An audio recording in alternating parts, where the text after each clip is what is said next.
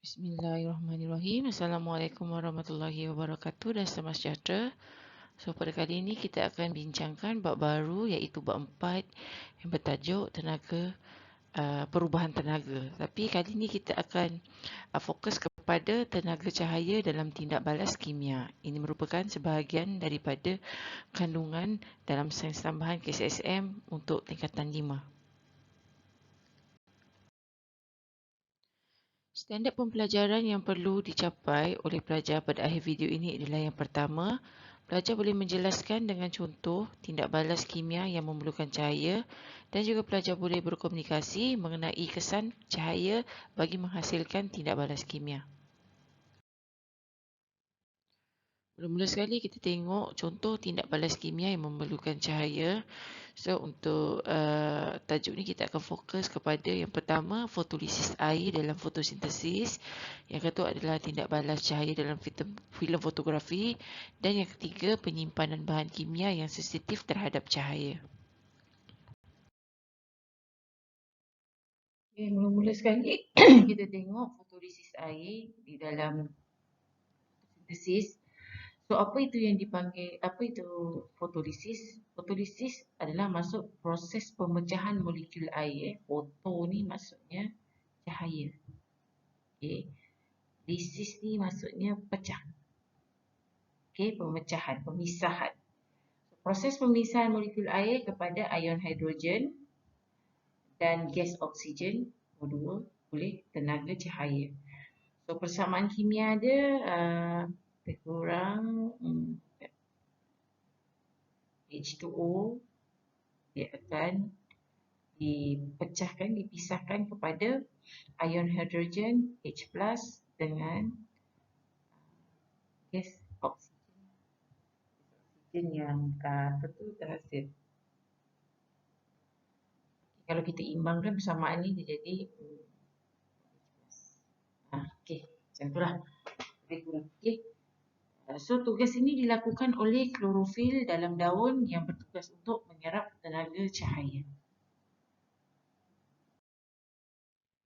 So ini merupakan gambar rajah proses fotosintesis. Fotosintesis bagaimana yang kamu tahu adalah dijalankan oleh tumbuhan.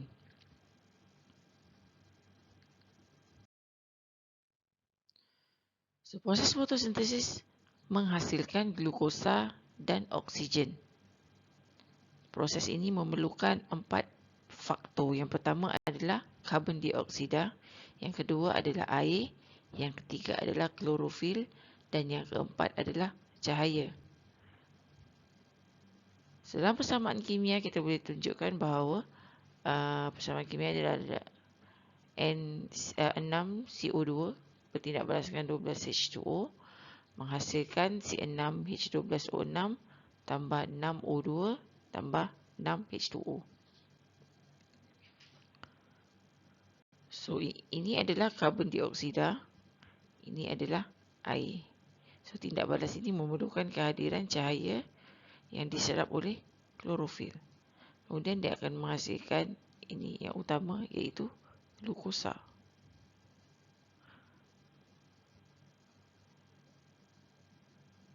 Ini oksigen dan juga air.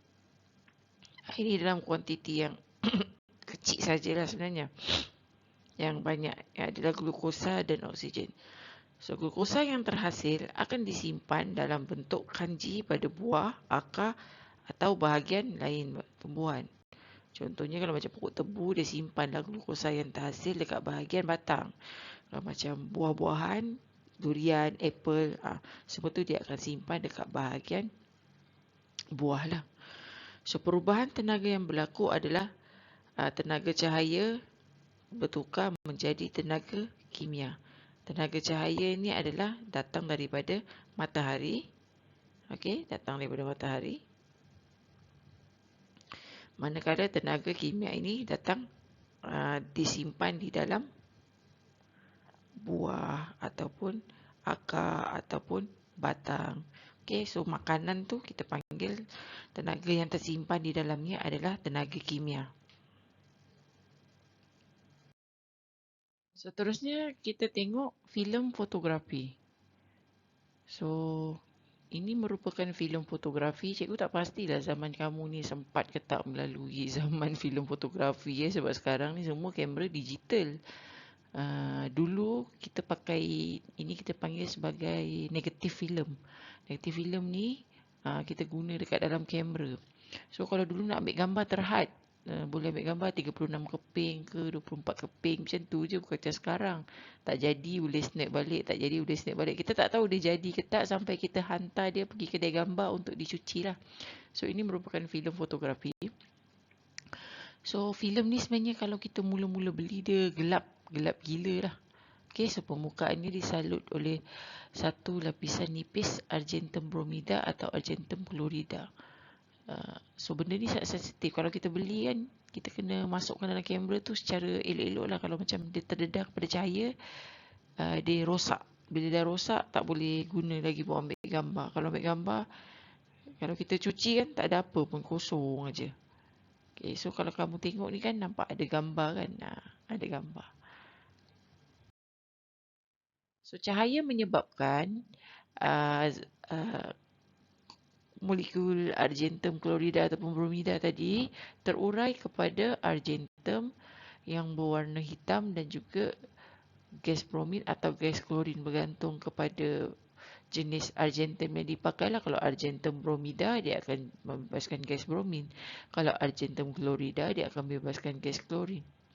So semasa mengambil gambar, filem fotografi akan terdedah kepada cahaya. Waktu kita klik tu, cahaya akan masuk ke dalam negatif filem tersebut.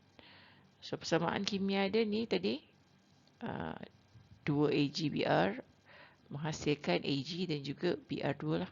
Kalau AgCl menghasilkan Ag dan Cl2. Sebab itu filem fotografi ni perlu disimpan di dalam botol yang berwarna gelap.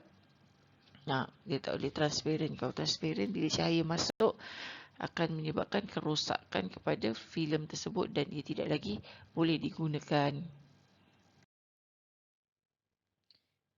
Seterusnya kita tengok penyimpanan bahan kimia yang peka terhadap cahaya. So bahan kimia yang sensitif terhadap cahaya kita panggil sebagai kimia fotosensitif. Foto tu maksudnya cahaya, sensitif tu maksudnya peka. Okay? So contohnya adalah garam argentum, macam contoh argentum chlorida, argentum bromida, air klorin dan juga hidrogen peroksida. Kenapa? Sebab bahan-bahan ini akan terurai kepada bahan-bahan lain jika terdedah kepada cahaya. Contohnya macam argentum chlorida. So dia akan terurai kepada garam argentum dan juga klorin. Okey. So bahan-bahan ini mesti disimpan di dalam botol yang gelap. So kalau kat makmal, kalau yang botol gelap-gelap ni, kebanyakannya adalah menyimpan bahan kimia yang fotosensitif. Seterusnya kita tengok kesan cahaya bagi menghasilkan tindak balas kimia. So kaca fotokromik adalah kaca yang mempunyai argentum chlorida ataupun argentum bromida yang terperangkap di dalamnya. Bahan ini akan mengurai dan membentuk zarah argentum yang berwarna hitam apabila terkena cahaya. Contohnya macam cermin mata yang ni. Okay. So kalau kamu tengok, kalau tempat gelap, dia akan cermin mata tu akan clear lah, jernih. Tapi bila akan pergi ke tempat yang cerah, dia akan bertukar menjadi gelap. Ini kerana bahan kimia fotosensitif dalam dia tu terurai dan membentuk bahan lain lah. Dalam kes ini dia membentuk argentum.